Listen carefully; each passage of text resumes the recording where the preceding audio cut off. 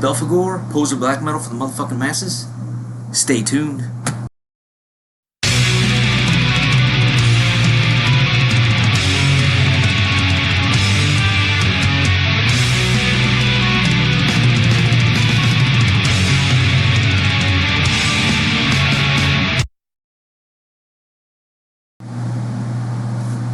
Tap and Gilligans. Cheers.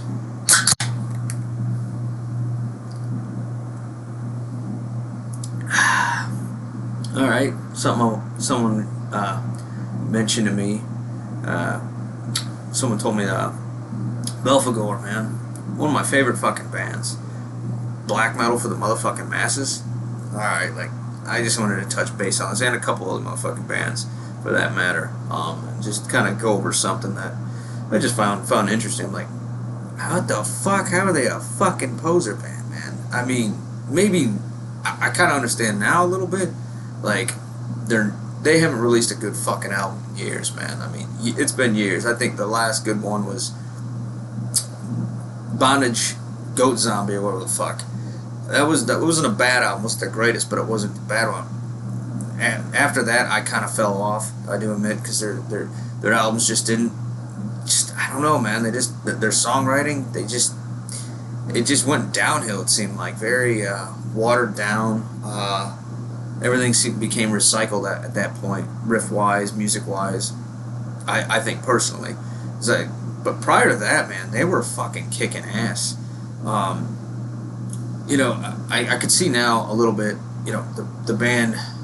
I mean, Behemoth is also guilty of this too. Is that their early stuff was badass too. I don't give a fuck what anybody says. You're out of your fucking mind if you don't fucking like it. I mean, and you claim to like extreme underground metal, whatever. I mean, to each their own. This is just my opinion, which everyone's got one, but my opinions aren't the fucking law of the land. It's just how I see shit, and opinions will fucking vary, especially this music, because it's there's so much of it. Not to mention, but it's subjective, man. All of it is. So whatever, to each their own. But this is something I just wanted to touch base on. But yeah, back to Behemoth and Belphegor, some of these bands. Yeah, now they look like goddamn superhero villains, which is fucking ridiculous. That's what they look like. They look like something straight out of a fucking comic book. And I get it for the shock and all. But the bands like Behemoth, Belphegor, they weren't even. I'll touch base on some Cradle Filth. Just wait for that. Actually, stay tuned too. At the end of this video, I got something special for y'all. It's just a little something, nothing great, but something I want to touch base on that I found out a mystery of something. I figured it out. But anyways, that's what the fuck I was talking about. Not to ramble. This might be a little bit of a ramble, but this is something I want to discuss. And if you feel like sticking around, yeah, grab a drink, your favorite drink, whatever, you know. But anyways, yeah. So someone mentioned me. It's like, you know, the poser black metal for the motherfucking masses. I don't buy that. Anyways, if these bands now that, yeah, they are bigger, they're more accessible, but if this is someone's introduction to extreme metal, cheers, you know. Like if you hear, even it's better than fucking Slipknot. Like if that's your introduction into fucking metal or underground, that fucking blows, man. You're at least, you know, Belphegor was a fucking underground band at one time, and they were very extreme, musically, lyrically, image. I mean, they still are for yeah, in more of a mainstream sense, yeah. But they're not fucking out making, like, you're never gonna hear this shit on the goddamn radio. I don't see people wearing Belphegor shirts wherever the fuck I go. I don't think I've ever seen anybody wear a fucking Belphegor shirt. Now I like, you know, I like a lot of more underground shit. Yeah, Sargeist. I like fucking Goat Moon. I like Pistanoa. What the fuck, how you pronounce it? I like some of the more obscure underground, you know, shit. But Belphegor, you know, I don't even really consider them a straight up black band. Actually, their old stuff, brutal black and death metal. So any of you think that they're anything but, you're just missing the fuck out. Just trust me. Alright, so like my introduction to this band was this album, Lucifer Incestus, man. This album is fucking sick. Now, I never I when I first heard them, I never heard black, like really straight up like black and death metal, not to this degree, because they were able to blend straight up brutal fucking death metal with black, like really really extreme black metal and dark, and make it work. And the brutal death metal aspect of it is really brutal, but it's dark. It doesn't sound like suffocation in that sense, you know, or brutal death metal in that sense. I don't know. I still to this day haven't heard a fucking band blend it this well together. And it's not, you know, Behemoth, you could tell like their side of things was more Morbid Angel, you know, with the black metal. They went kind of with that route, which was a good route. But these guys are something. Belphegor is something different, and they perfected something I don't think any other band, in my opinion, has. You know, some people might knock it because, you know, the production's a little crisp and clean, but it's fucking brutal, man. If I'm gonna go through these albums and play some of this shit, you know. So this album, this was my introduction. I was fucking blown away when I heard this. And they weren't a popular band. Even not many people were. Actually, I didn't meet many people who ever heard of Belphegor. They weren't in fucking magazines. They weren't at the time when there were magazines. There wasn't fucking music videos on the fucking Headbangers Ball, you know, back in the day. The shitty Headbangers Ball, whatever, you know. But if you look at the imagery, man, it reminds me of fucking like Venom. Total, like, you can't tell me that's not fucking sick, badass.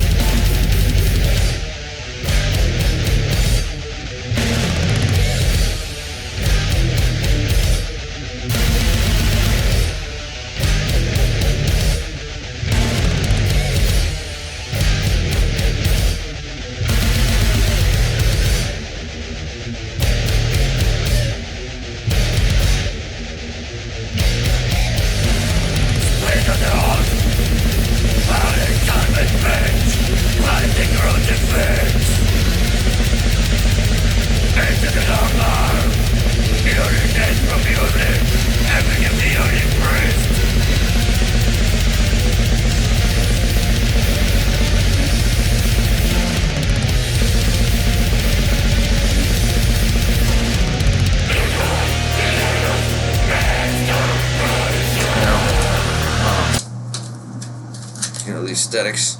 You got fucking, look at that shit. It's fucking brutal, man. Good stuff. That helmet right there. Like, this is before they went all fucking comic booky, like I was saying. You know, they have the imagery, you know. It's just the badassness, man. Fucking metal as fuck. This album is sick. If you guys ever heard it, you're fucking missing out. And I'm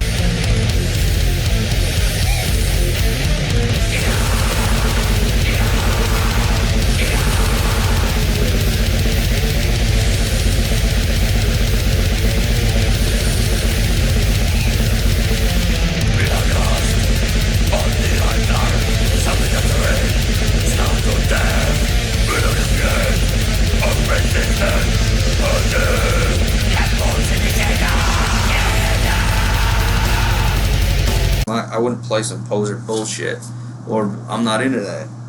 Fuck no. But someone said that. I'm like, what the fuck? You out of your goddamn mind, man. Sons of bitches. Well.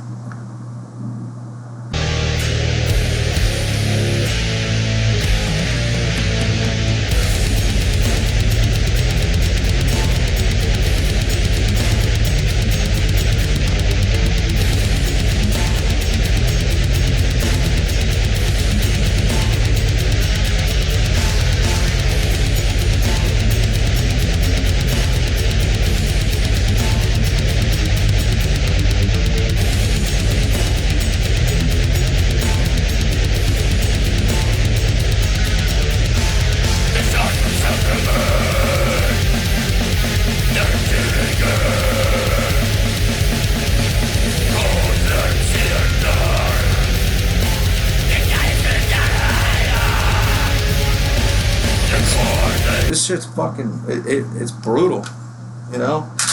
There's another good album. This was their third album. Now, this is where they really perfected their sound. They did a re-recording of this album. I don't know why. They fucked it up. Bands sometimes will try to redo an album and re-record it, and it don't sound right. And they did that with this album. I think you lose the feeling. Like, great example, Exhumed did that with gore metal. Honestly, they made gore metal sound shittier. The guitars are soaked in fucking reverb. That's another subject. But anyways, Necrodemon Terra Satan. Now, if anybody hasn't heard this album, make sure you hear the 2000 version. The very first version, not the fucking remake. It sucks. But this is some sick shit, man, for real. It's brutal, evil, blackened death metal. It's fast, it's fucking heavy, it's really good, it's dark, it's very evil sounding. I can't fucking complain with this band.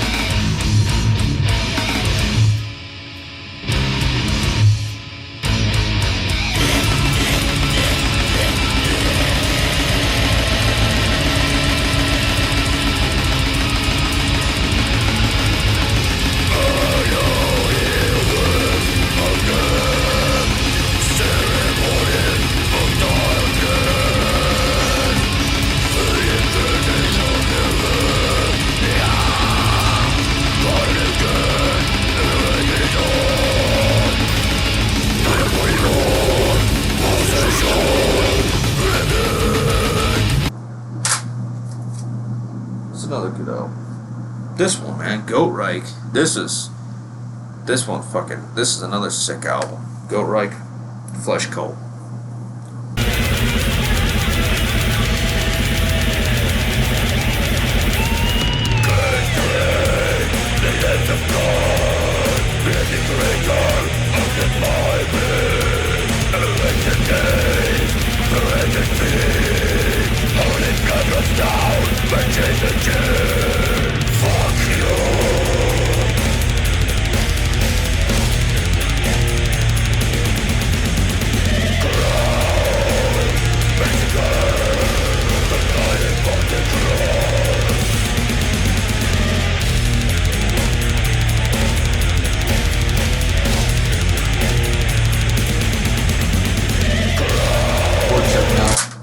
The Last Supper, I don't think the drums aren't as fast as the other stuff, but I mean they were just starting. This was their first album. They were just starting out with this one. This one's fucking good too.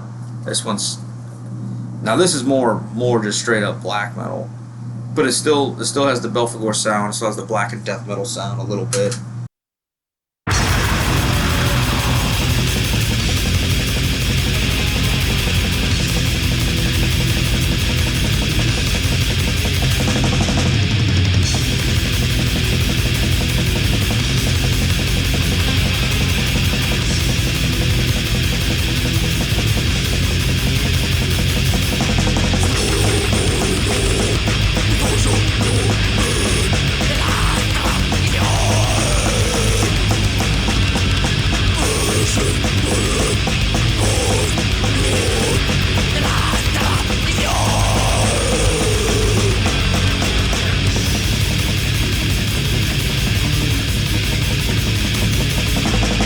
Blood Sabbath was their second album. This is another fucking good one. They were really starting to do more of the death metal stuff, but yeah.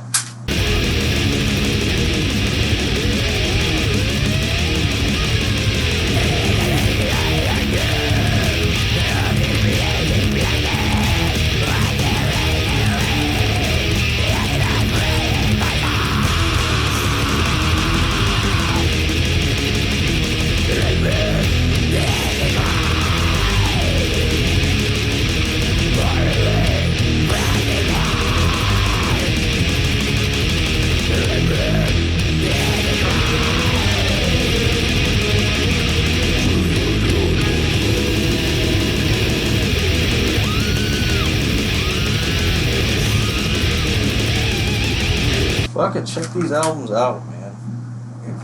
Nothing fucking poser about it. It's brutal shit. And there's another thing I want to touch on. J-Dog, fucking Justin's channel, J-Dog, yeah. He talks about Cradle Filth a lot, and everyone's like, oh, poser shit.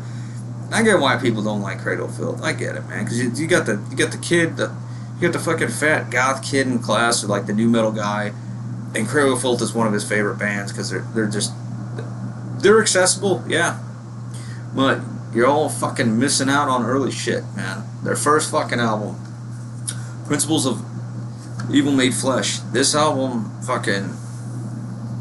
this is a fucking brutal fucking album. Like,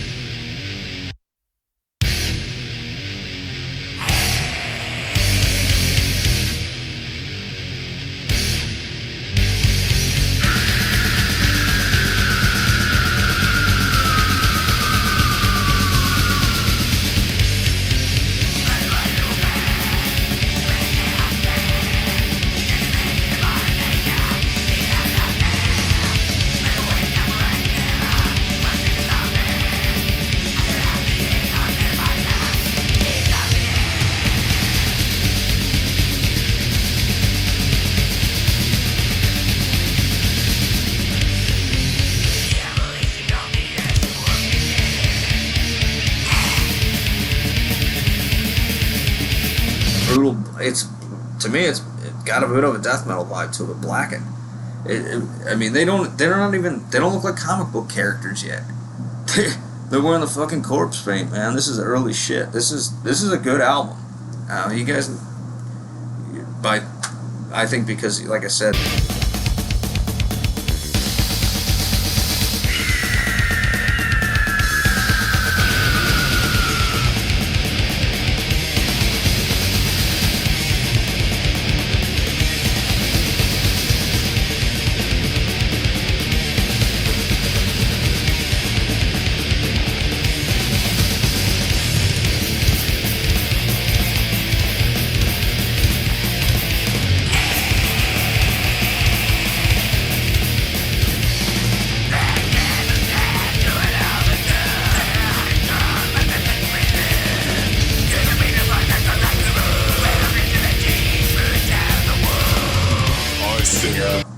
Fan base, it turns a lot of people off, and you don't want to be included. I mean, they had a fucking shirt that says Jesus' cunt on the back of it, man.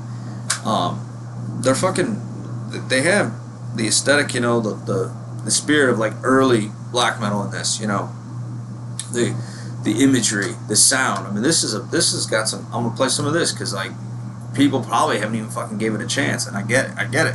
But you're all fucking missing out on some really good works of some, you know, bands that are okay. They're popping out, but so is fucking Cannibal Corpse.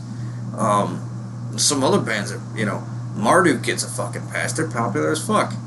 Now, of course, Marduk didn't fucking, you know, change their sound up. I mean, I admit it. The newer Cradle of Filth, they went up, you know, in years. Yeah, it started to really sound like shit, and I guess you could say it's a little more mainstream sounding or whatever. But the earlier stuff was definitely brutal. It's got I'd say like a bit of a Black and Death sound to it. Very extreme, very dark, heavy, evil sounding, fast. But this is a fucking great album, and you're all fucking missing out. Here's another one, Behemoth, man. Some of the earlier stuff I don't like everything by them, but this album, Zos Chaos. I can't remember the fucking how to pronounce the rest of the goddamn thing. Zos Chaos Cultus. This album's fucking sick too. Very evil, very fast, brutal, black and death metal, man. I love it. This is a fucking gem of an album. It's, to me, their best one. I kind of fell off after that. Their earlier stuff was just straight up, you know, black metal in the Norwegian sense, and very raw, very good. The earlier albums, those are worth checking out. But this is pivotal. I really love this. It's fucking evil, and it's before they start dressing up like fucking comic book characters, man. I mean, they look like just regular like black metal, just wearing fucking leather and spikes and shit. I mean, there ain't really many photos in this album. You can't really see it too well, but they didn't look like fucking comic book villains, man. That's the best way I can describe it. But this is a ripper right here too.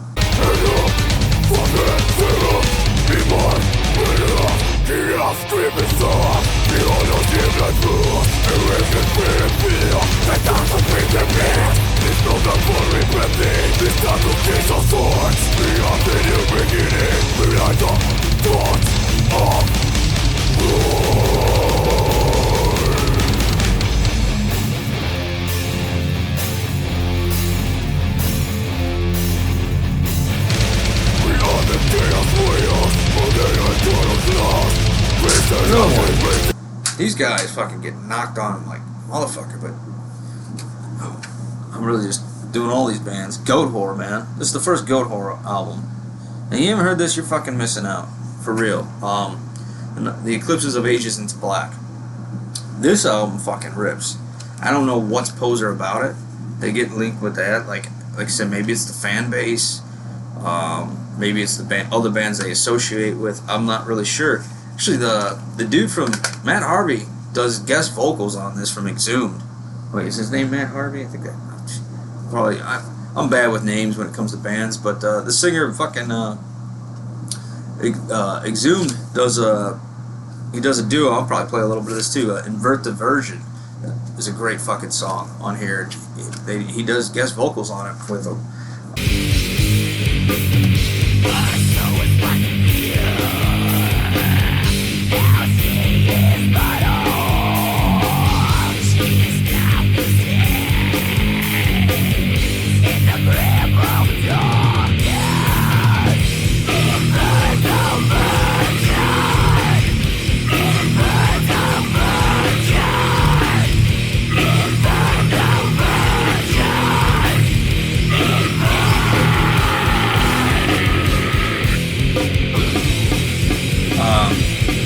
Another thing, like this album, there's nothing not black metal about it. It's fucking, they take, you take early fucking, Celtic Frost, Venom, De Mysterious, era Mayhem, and you kind of like throw that all that together, and you got this fucking album, man. This album's good.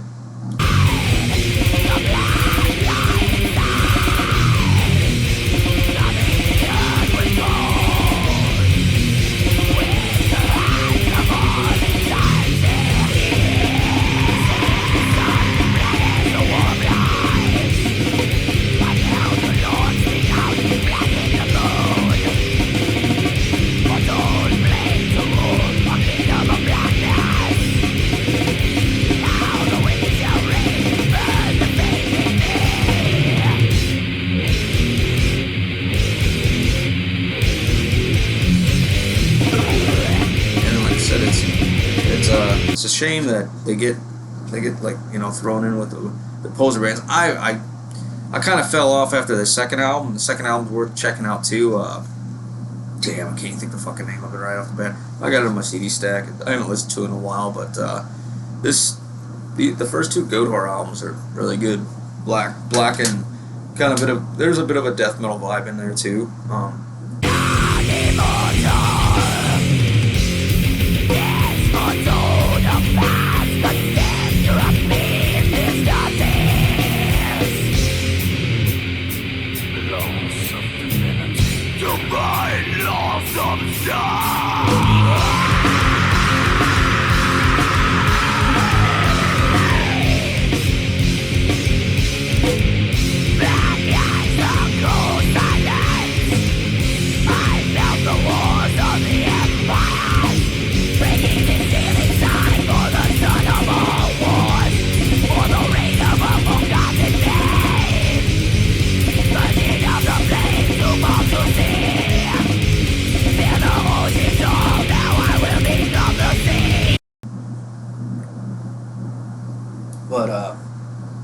Yeah, man. Fucking, you guys are missing out. Or at least the people that think, this is poser black metal for the masses. I don't see in any way that, at least the earlier stuff, maybe now, because I don't follow these bands anymore. Because they just kept all releasing shitty albums, in my opinion. Once a band starts to release a couple shitty albums, I just kind of give up. I actually gave up on Deicide after Stench of Redemption, which they started releasing stuff that I wasn't interested in. Not to mention that the Hoffman brothers were out of the band. I just lost a little bit of taste. I do like Stench of Redemption, however, But was it Till Death Do Us Part? Like I have that album, and I'm just like, damn, this is not, you know, it kind of, like I said, the band starts releasing too many shitty albums. I kind of give up. But I still love old Deicide, man. I can't knock. Deicide is early Deicide is some of my favorite death metal of all time. And to conclude, I said wait till the end. For anybody that can stick around this much fucking ramble and bullshit, thank you. Real, I mean that. But anyways, so doing some digging now. I asked J-Dog this question. I did one of those fucking paid skis, as he calls. I don't think my paid ski is gonna get looked at. Maybe I did it wrong. I did the whole $10 PayPal. I thought I want to see what his thoughts. He's a huge Deicide fan, right? I'm surprised he never fucking noticed this or never mentioned it. Anybody else? But the missing. I did one of my early videos. I'm still new at this shit. I'm not very good talking on camera, but I'm still giving it a shot. But anyways, one of my earlier videos, I wanted to touch this on in Sacrificial Suicide. During the kick beat, during the solo section, it's about 1:55 seconds. The snare drum just totally disappears.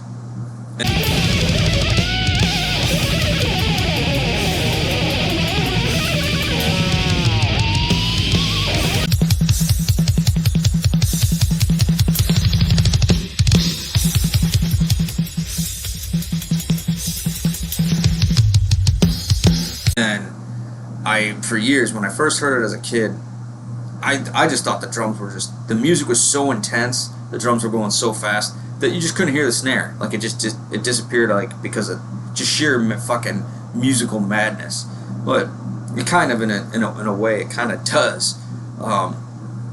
The madness is I found an isolated drum track, thankfully, so I'm gonna play these side by side, but there's